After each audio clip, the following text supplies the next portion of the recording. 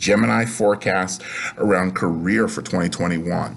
Be careful this year not to let your emotions get too wrapped up in your work life. Many people don't realize just how truly deep you are, dear Gemini. You have a well of love and rich emotions that isn't always obvious, perhaps because you are often off here and there flitting from one idea to the next, and few beyond your closest friends and relatives see this aspect of you.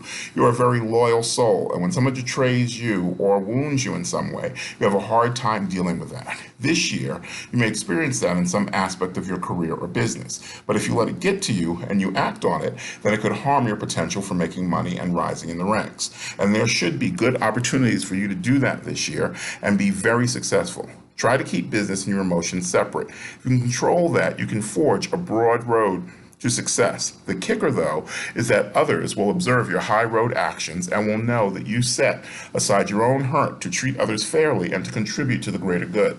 This will only add to the brilliant luster of your solid reputation, and that is truly something to be proud of.